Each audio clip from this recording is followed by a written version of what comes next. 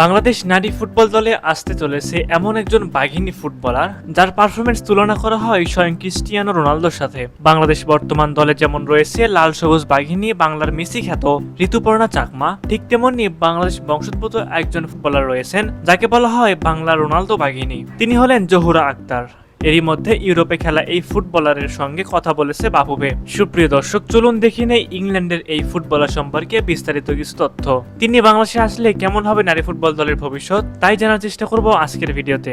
জহুরা আক্তার গত সিজনে ইংল্যান্ডের 4th টায়ারের ক্লাব এএফসি ইউনাইটেড অফ ম্যানচেস্টারের হয়ে খেলেছেন। সেন্টার ফরওয়ার্ড পজিশনে খেলা এই ফুটবলার বাংলাদেশকে ধারণ করেন মনে প্রাণে। তাই সবকিছু ঠিকঠাক থাকলে আগামীতে যে কোনো সময় বাংলাদেশে আসতে চান বাফুফে ট্রায়াল দেওয়ার জন্য। বিশ্বের অনেক ফুটবল দেশে নিজেদের শক্তিমত্তা বাড়াতে বাইরের দেশের দক্ষ ফুটবলারদের নাগরিকত্ব দিয়ে তাদের জাতীয় দলে অন্তর্ভুক্ত করে।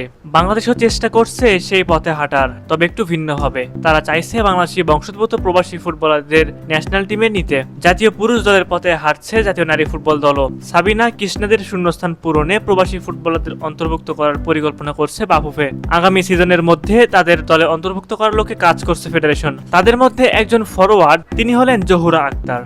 গত বছর ইংলিশ 4th টায়ার লিগে খেলেছেন তিনি। বর্তমানে জহুরা কোনো ক্লাবের সঙ্গে যুক্ত নন। তিনি গত সিজনে এই ক্লাবটির একাডেমির প্লেয়ার অব দ্য সিজন পুরস্কার পেয়েছিলেন। বড় বড় ক্লাবের স্কাউটরা তার উপর নজর রাখছে এবং তিনি ইংল্যান্ড আন্ডার 15 দলের রাডারেও ছিলেন। তার খেলার ধরন তুলনা করা হচ্ছে বিশ্বের সেরা ফুটবলার ক্রিস্টিয়ানো রোনালদোর সাথে।